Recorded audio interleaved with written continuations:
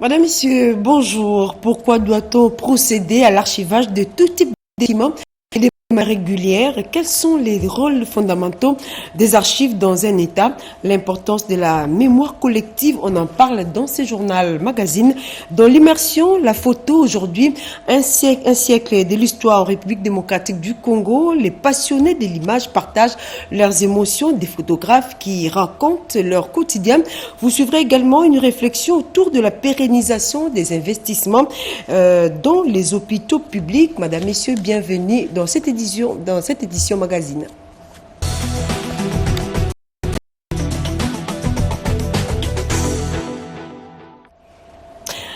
À quelques jours de l'ouverture de la session budgétaire, le président de l'Assemblée nationale, Vital Kamerhe, accompagné des membres du bureau, ont procédé à l'harmonisation avec les nouveaux gouvernements sur les grands axes du projet de loi des finances 2026. Reportage à Nimbalaka.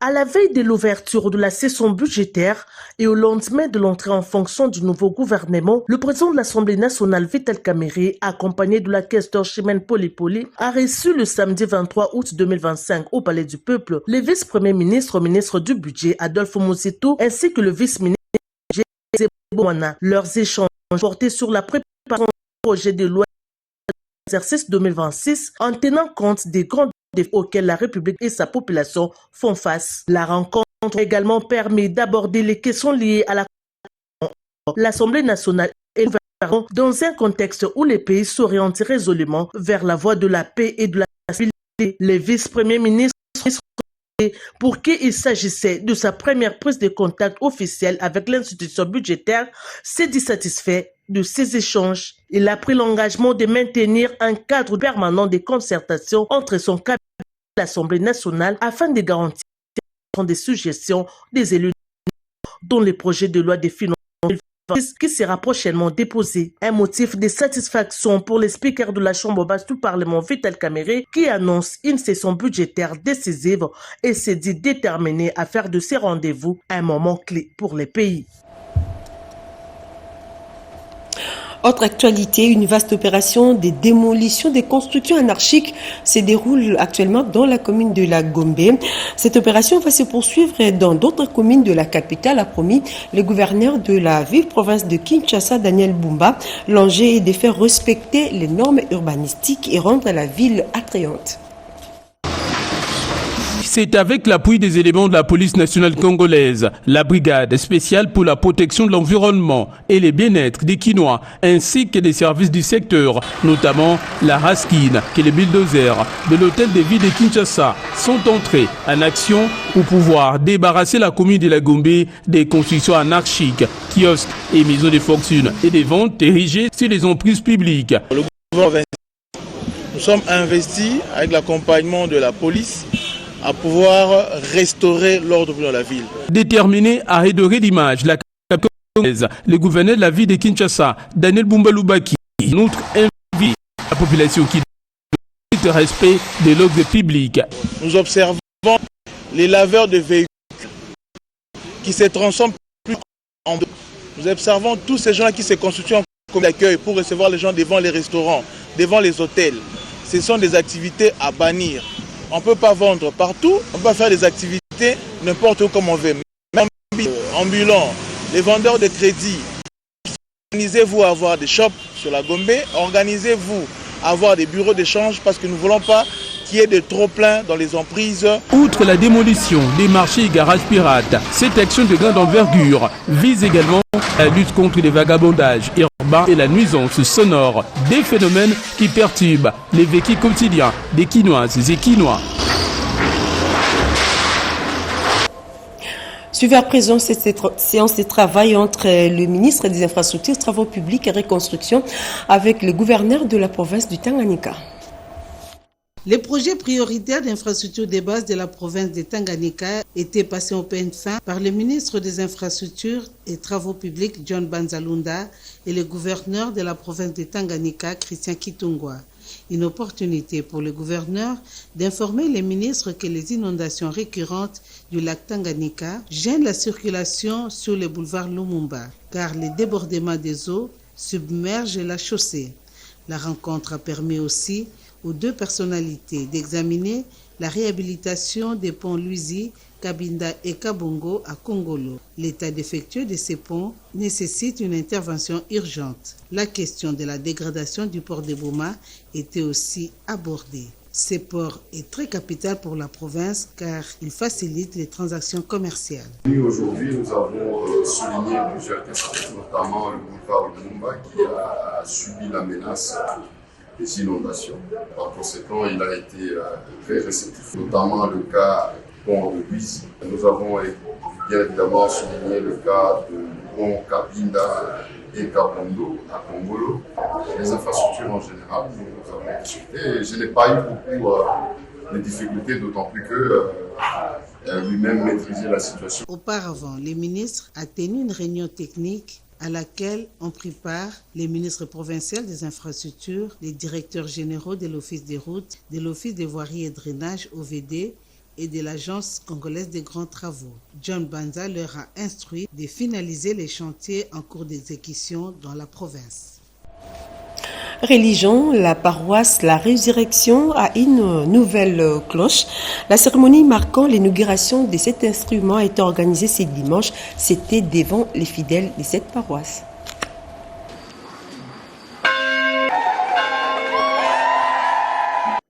Cette messe d'action des grâces de l'inauguration et bénédiction du clocher et cloche de la paroisse de la Résurrection, doyenné Saint-Esprit, a permis aux fidèles de cette paroisse de communier avec les célébrants Fridolin cardinal Ambongo Besungo, archevêque métropolitain de Kinshasa. 45 ans après l'érection officielle en paroisse le 30 novembre 1980 par feu Joseph cardinal Maloula, Messire l'abbé Jean-Denis Bomongo Njoli, affecté comme curé dans cette paroisse, a initié les projets de la construction du clocher en collaboration avec le conseil paroissial. Cette cloche porte le nom de la Providence pour rappeler que c'est Dieu qui est son Église et prend soin de ses enfants. Les cloches sont liées à la vie de la communauté chrétienne. Leur sonnerie marque le temps de la prière, rassemble le peuple pour les célébrations liturgiques, avec tous les fidèles des joies et des peines de chacune. À l'occasion de baptême, à l'occasion de mariage, à l'occasion des enterrements, mais aussi à l'occasion des événements graves qui affectent la vie de l'Église et celle de la cité. Les chrétiens qui sont venus nombreux à cette messe sont rentrés visiblement satisfaits et ont remercié les créateurs du monde HM, le Dieu Tout-Puissant, pour tout ce qu'il fait et surtout à travers les initiatives que les fidèles prennent pour les biens de la paroisse Résurrection à Lemba Salongo.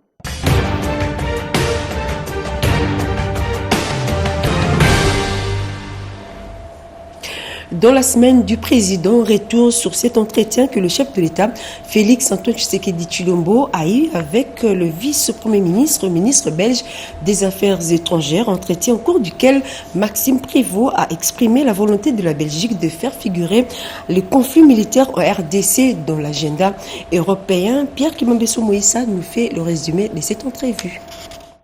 Extrêmement préoccupé par les atrocités qui se déroulent dans l'est de la République démocratique du Congo, la Belgique veut remettre les conflits militaires de la RDC dans l'agenda européen. Le vice-premier ministre, ministre belge des Affaires étrangères, des Affaires européennes et de la coopération au développement, Maxime Prévost, l'a déclaré. Il a été reçu en début de semaine à la Cité de l'Union africaine par le président de la République, Félix Antoine Tshisekedi Tshilombo, tout en saluant les efforts réalisés par Washington et Doha pour esquisser le pourtour d'une paix potentielle dont la population a urgemment besoin.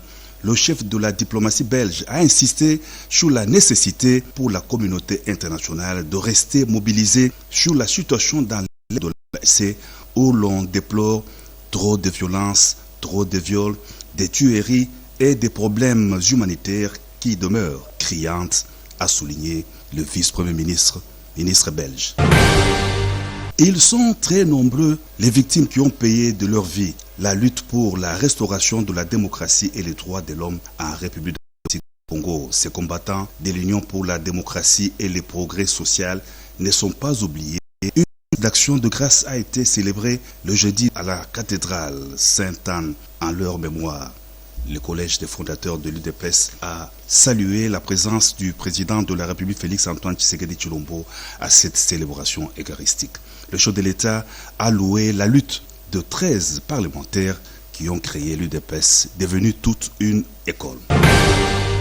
Le vendredi, le chef de l'État, Félix-Antoine Tshisekedi Tshilombo, a présidé à la Cité de l'Union africaine la 55e réunion ordinaire du Conseil des ministres. Tous les membres du gouvernement présents à Kinshasa et les directeurs de cabinet du chef de l'État, Anthony Kinzo, ont pris part à cette réunion hebdomadaire. Selon le compte rendu du porte-parole du gouvernement, le ministre de la Communication Patrick Mouyaya, la communication du président de la République a porté sur l'exécution des travaux d'urgence sur la ville de Kinshasa après les inondations du 4 et 5 avril dernier, les exonérations fiscales en faveur du Fonds social de la RDC en vue de la matérialisation du projet des cantines populaires et la nécessité d'évaluer les engagements du gouvernement à l'égard des partenaires sociaux.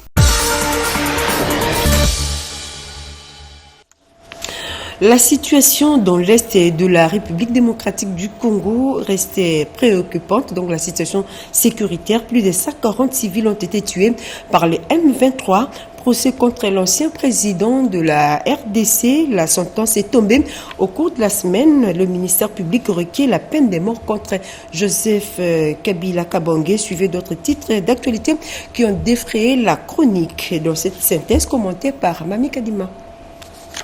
L'actualité cette semaine a été marquée par des incidents diplomatiques, des tensions sécuritaires persistantes et un tournant judiciaire historique. Dans un tournant judiciaire sans précédent, la Haute Cour militaire a vu les ministères publics requérir la peine de mort contre l'ancien président Joseph Kabila, jugé par contumace pour une série d'infractions graves, crimes de guerre, trahison, organisation d'un mouvement insurrectionnel, apologie du terrorisme. La partie civile réclame également 24 milliards de dollars en dommages et intérêts. L'Est de la RDC toujours en crise. Malgré les efforts de paix en cours, la situation sécuritaire reste préoccupante dans l'Est du pays. Selon un rapport de Human Rights Watch, les rebelles du M23 ont tué 140 civils, illustrant la fragilité du processus de réconciliation. Dans le même chapitre, le Conseil de sécurité de l'ONU s'est réuni en urgence à la demande des États-Unis. Le dernier accuse l'AFC M23 et Kigali d'être les fossoyeurs de la paix et appelle les autres membres à condamner fermement les violences contre les civils.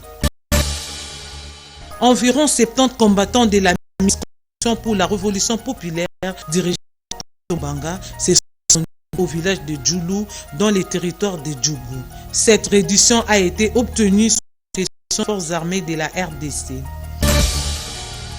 Lors de la 9e conférence internationale de Tokyo sur le développement de l'Afrique, la première ministre Souminoa a porté haut les messages du président de la République.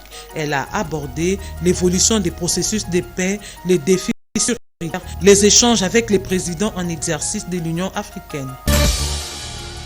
Les territoires d'Urumu renouent progressivement avec la paix et la terreur est en marche. Restauration des bâtiments incendiés, retour des populations déplacées, reprise des activités socio-économiques. Lancement des travaux à Maïndombe. Les travaux de la route Bendela-Bombe-Isaka ont été lancés avec pour objectif l'amélioration de la circulation, le désenclavement des localités, le renforcement des activités économiques sur cet axe. Ce mercredi, plus de 30 000 candidats ont passé les épreuves certificatives nationales des fins de formation professionnelle. Ils sont répartis dans 122 filières classiques, dont 15 innovantes. Et pour terminer, hommage à la photographie congolaise. À l'occasion de la Journée mondiale de la photographie, la RDC a célébré les centenaires de la photographie congolaise à l'Académie des Beaux-Arts de Kinshasa. Un cadre de discussion et d'exposition a permis de mettre en lumière l'évolution artistique et culturelle du pays.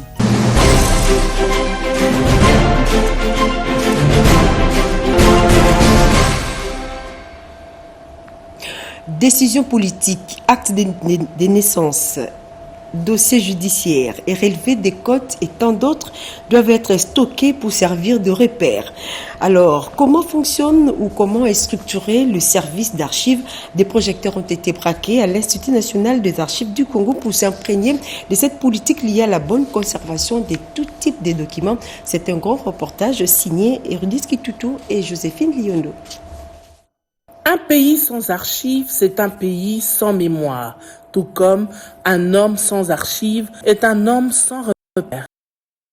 Derrière ce document, il y a une trace, une décision, un fait. Sans archives, vous n'avez aucune preuve, aucune réalité de l'existence de ce que nous faisons.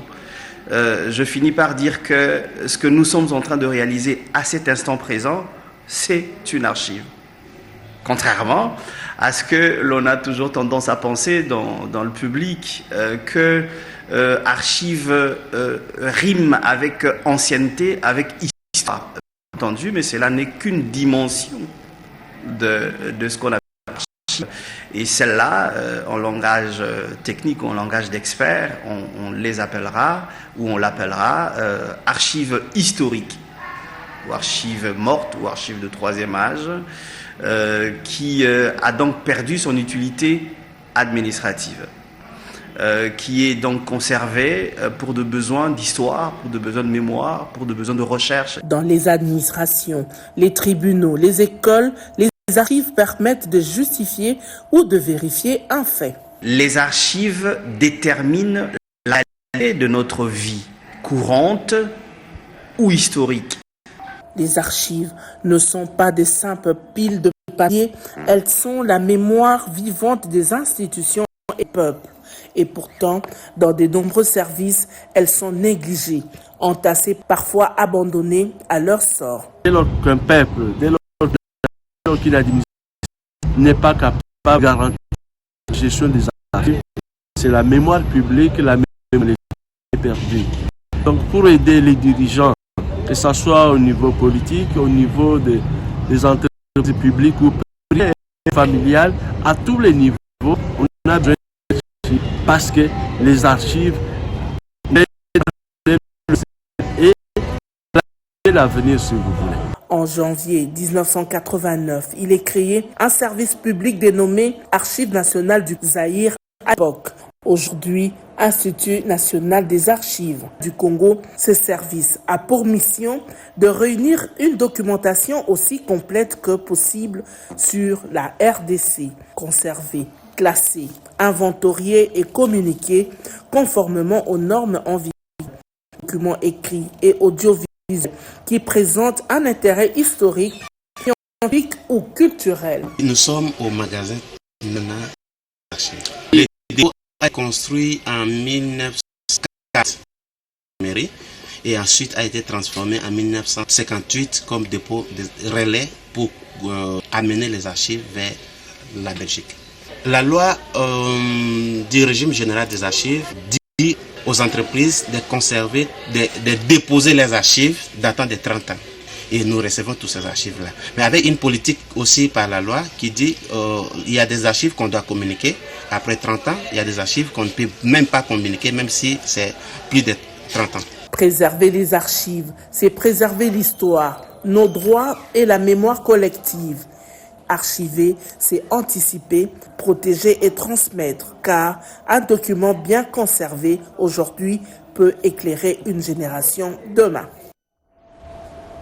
Restons dans cette immersion. Les événements qui ont marqué l'histoire au fil des années sont immortalisés également grâce à la photographie. Après un siècle de l'histoire de la photographie en RDC, des photographes congolais relatent leur quotidien. Ils sont au micro de Diane Balaka et Patrick Achala.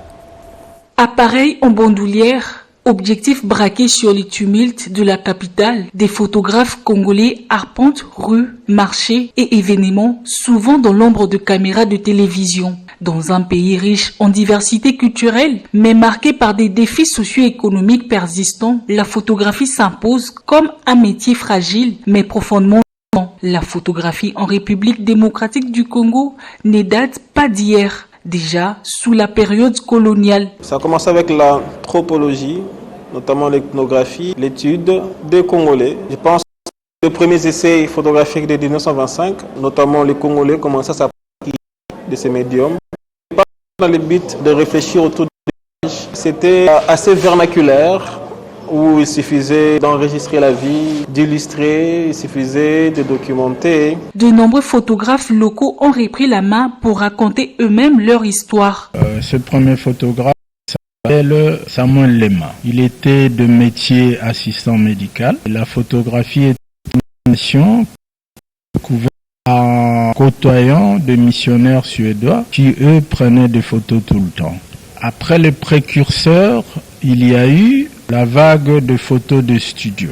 Aujourd'hui encore, leur cliché constitue une mémoire précieuse. Visages, scènes de rue, paysages, rituels et manifestations artistiques. Est-ce que la photographie a évolué? 100 ans après une évolution, la réponse est oui.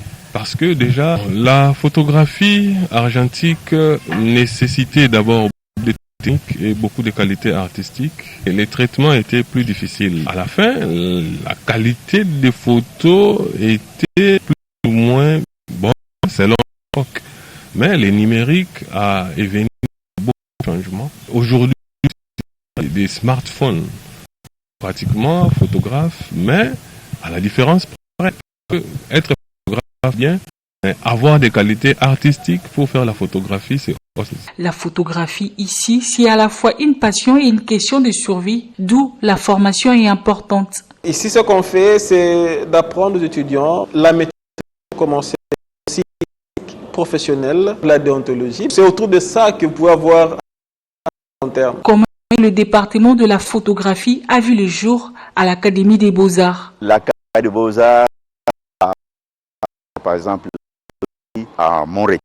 Moi, après, je suis allé en Belgique où j'ai fait les beaux-arts, la communication visuelle. Et quand je suis rentré, un studio de photos, qui était quand même développé. Et c'est comme un étudiant qui termine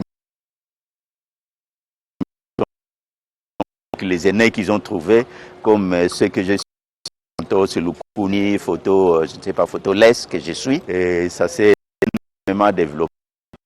On a un département Académie de Beaux-Arts qui forme alors en ce moment-là des vrais photos. Au-delà de l'éthique, mon fort. Le rôle de la photographie, c'est de suivre les moments, nous rappeler des faits et des instants. La photo peut être utilisée pour manipuler la masse sur le plan de la communication. Quelquefois, raconter des mensonges. Je peux prendre que je le mets et je peux me ça peut encore, ça me place dans des conditions, je peux me mettre dans des scènes en public. Les Congolais viennent aussi des témoins engagés.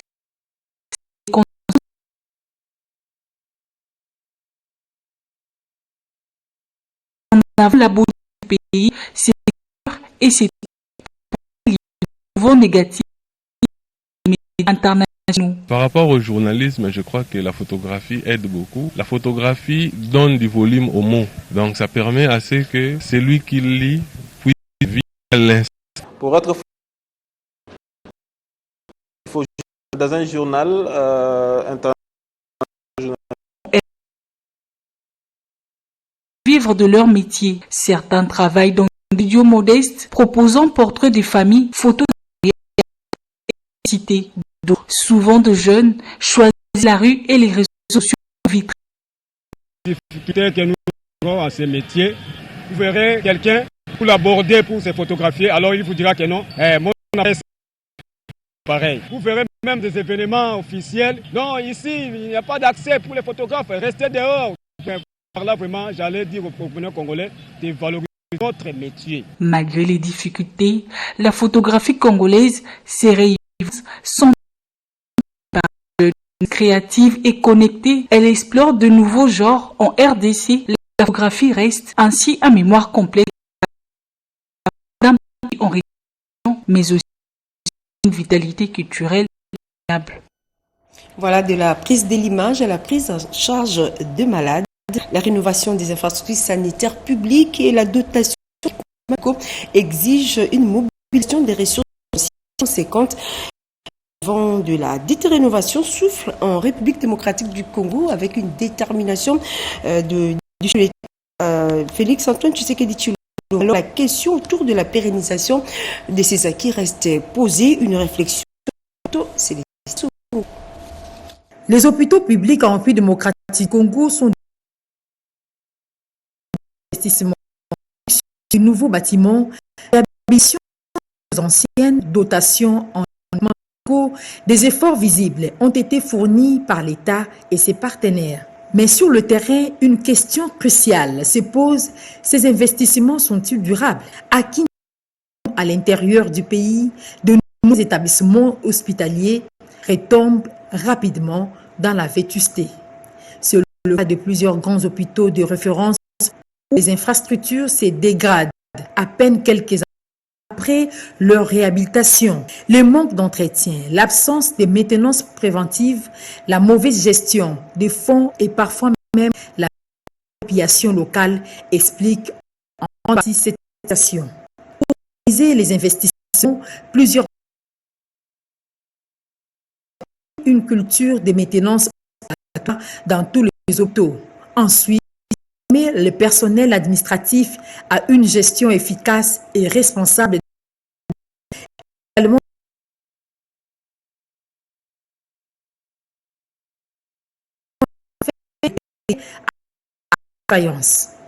Par ailleurs, la responsabilisation des directions hospitalières, la transparence dans les usage de fonds et l'éducation peuvent jouer un rôle dans la durabilité des acquis. Pérenniser les investissements, éviter de recommencer à zéro à chaque mandat. C'est faire des hôpitaux publics de lieux fiables, accessibles et résilients. C'est garantir aux citoyens congolais un droit fondamental, celui d'accéder à des soins de santé de qualité en tout temps et en tout lieu.